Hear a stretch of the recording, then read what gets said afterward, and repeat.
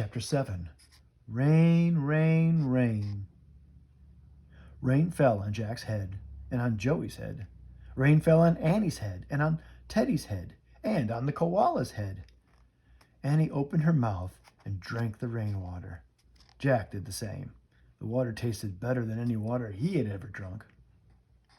When Jack looked back at the woods, misty steam was rising from the charred ground and burning bushes. The heavy rain was putting out the wildfire. "You'll be safe now," Annie said to the koala. "I'll put you back in a nice gum tree. Then you can finish your nap." "I see a tree that's not burned," said Jack. They walked over to the unburned gum tree. Annie placed the koala in the fork of 2 branches.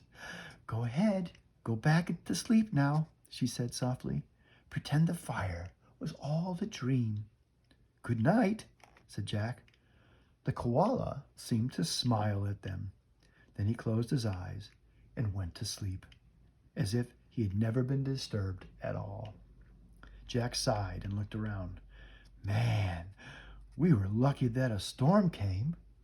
Annie smiled. "It wasn't just luck," she said. "It was magic." "Magic?"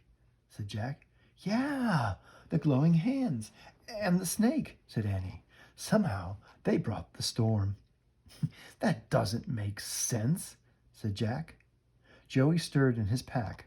Suddenly, Jack remembered something. "Hey, we have to get Joey back to the place where his mom left him," he said, "or she won't be able to find him." "Where was that place?" said Annie. "I don't know," said Jack. He looked around at the rainy gray forest. Everything looked the same. "Teddy can find the spot," said Annie.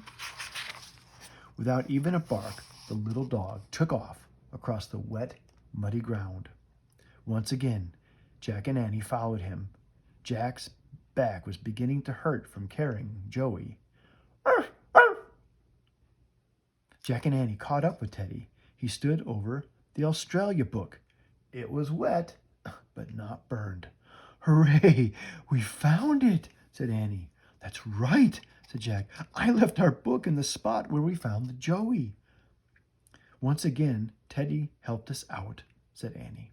She patted the little dog's head. "Thanks, Teddy," Jack said. He picked up the Australia book. The cover was wet, but the pages looked okay. The little kangaroo picked out of his pack as Jack tucked the book under his arm. "Don't worry, Joey," Annie said. "We'll stay right here till your mom comes back for you." "If she hasn't already come," Jack thought worriedly. Jack and Annie stood in the rain with Teddy and Joey and waited. They waited and waited.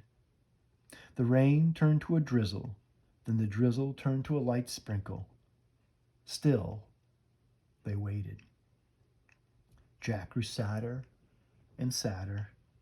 Maybe the mother kangaroo had come and left. Or maybe she had been caught by the dingoes. Or maybe she'd been killed by the wildfire. Jack was afraid to look at Annie, afraid to say anything. "I know what you're thinking," she said finally. Jack patted Joey's head and sighed. "Let's wait a little longer," he said. "If she doesn't come back soon, we'll take him home with..." "Arf!" Teddy barked softly. "Listen," said Annie. Jack listened. The sound was very faint at first, but then it grew louder. It was a squishy sound. It was a squishy, squashy sound. It was the sound of big feet slapping through mud.